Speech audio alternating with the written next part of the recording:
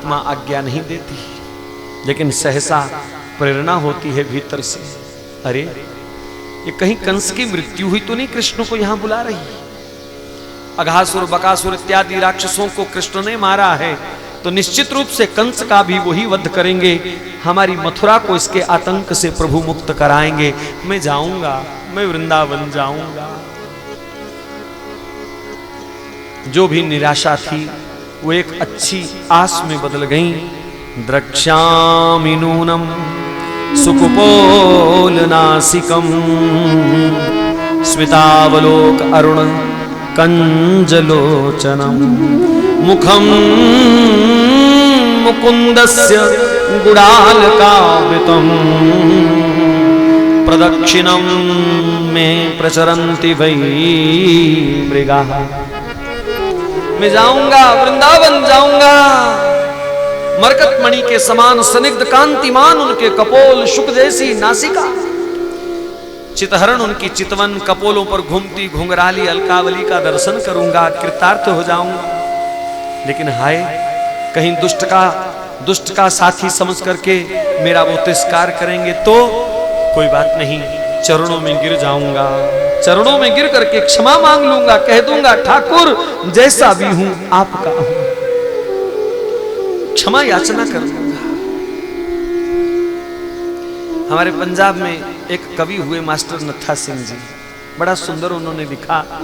वो एक गीत में लिखते हैं कि मेरे दिल की उजड़ी बस्ती में आप आते तो पाप क्यों आता। मेरे दिल की उजड़ी बस्ती में आप आते तो पाप क्यों आता। जिस बस्ती में तुम नहीं बसते उस बस्ती में पाप बसते हैं। ऐ कमल नैन तेरी याद में ये नयन बरसों से ही बरसते हैं। मेरे कानों पे तरस खा कान्हा तेरी मुरली को जो तरसते हैं। हे प्रभु, मेरा प्रारब्ध ही आपने ऐसा लिखा कि उस दुष्ट की मुझे नौकरी करनी पड़ रही है। कहीं रसिक जनों का संग दिया होता, संत महात्माओं की शरण दी होती तो शायद मैं भी ऐसा ना होता। प्रभु अब तो जैसा भी हूं आपका हूं। ऐसे बैठे तो रथ पर हैं, लेकिन मन के हिंडोले पर डोलते हुए जा रहे हैं श्री वृंदावन की ओर। सांझ के समय धीरे धीरे चल रहे, जाऊं कि ना जाऊं, बैठूं क्या करूं। सांझ के समय श्री यमुना जी के तट पर पहुंचे, स्नान किया। और जैसे ही श्री यमुना जी में स्नान किया, हमारे ठाकुर ने अक्रूर जी का स्वागत किया। कैसे? छोटे छोटे चरण चिन्हों की लंबी पंक्ति सीधी नंद महल की ओर जा रही थी। और पदम, शंख, स्वास्तिक इत्यादि, मीन इत्यादि चिन्ह देख करके समझ गया ये साधारण चरण नहीं है, ये मेरे भगवान के चरण हैं, ये श्री कृष्ण के चरण हैं। वही गोकुल का नाथ भगवान हम सबको कंस के भय से मुक्त करेगा। फिर रथ से उतर करके अक्रूर जी एक एक चरण चिन्ह पर दंडवत करते हुए और उसी चरण पहाड़ी के सहारे से नंद महल तक पहुंचे। श्री कृष्ण अभी अभी गैया चरा करके आए हैं। बाबा के संग दोनों भाई गौ माता की सेवा कर रहे हैं।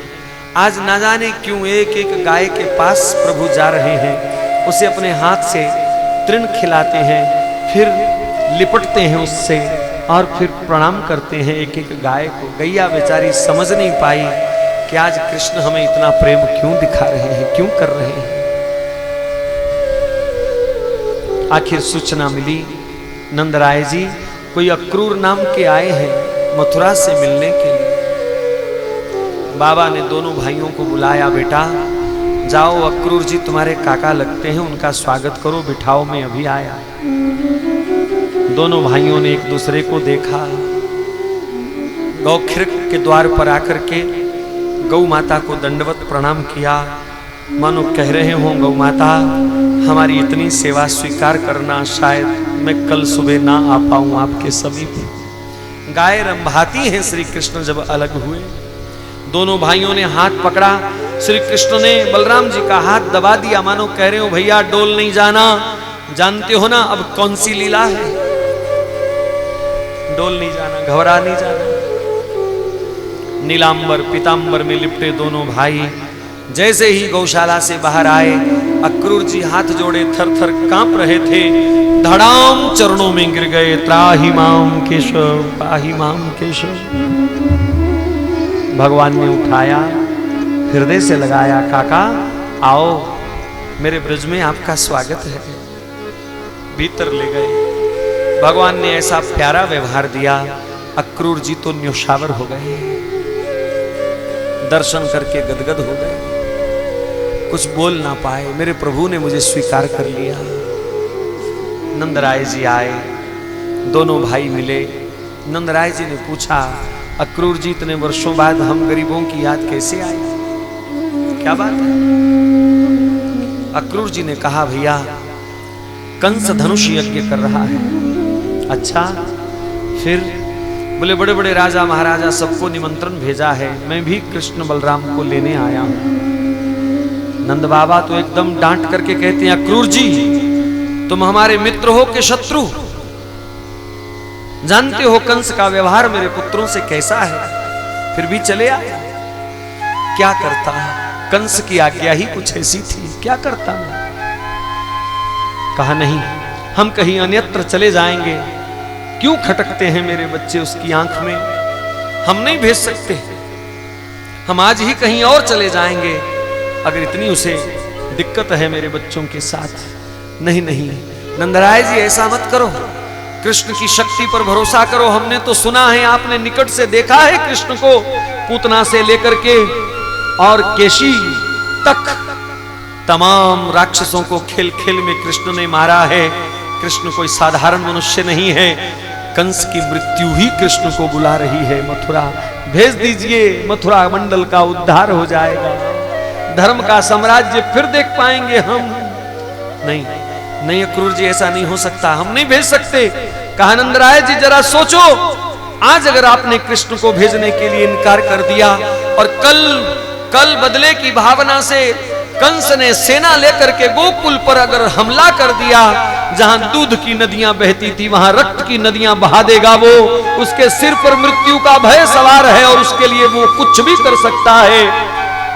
एक भी ब्रजवासी अगर कल को कंस का शिकार हो गया तो लोग कहेंगे नंद बाबा ने अपने बच्चे बचाने के लिए हम सबकी बलि दे दी। इतिहास तुम्हारा नाम कलंकित कर देगा बाबा, सोचो जरा। भयभीत से हो गए नंदराय जी, अरे क्या होगा। मन को मजबूत किया, ठीक है कौम को, देश को, धर्म को बचाने के लिए कुर्बानी जरूरी होती है, और ये कुर्बानी अगर मुझे देनी पड़ती है तो मैं तैयार हूं अक्रूर जी। लेकिन मुझे भय है कि यशोदा ये समाचार भी सुन पाएगी कि नहीं, कृष्ण जा रहे हैं, उसे कैसे समझाऊं। प्रयास करता हूं। दोनों भाई कुछ नहीं बोले, चुपचाप बातें सुन रहे हैं छुपके। यशोदा के पास नंदराय जी आए, यशोदा अक्रूर जी आए हैं। ठीक है तुम जानो भाई, हमें क्या, हमको तो लाला की सेवा करनी है। सुनो तो, कंस यज्ञ कर रहा है, अच्छी बात है जी, दुष्ट के मन में भी कोई शुभ कर्म आया। अरे सुनो तो सही, बड़े बड़े लोगों को उसने बुलाया है, ठीक है। और यशोदा, यशोदा, हाँ हाँ बोलो यशोदा, यशोदा हमारे कृष्ण बलराम को भी बुलाया है उसने।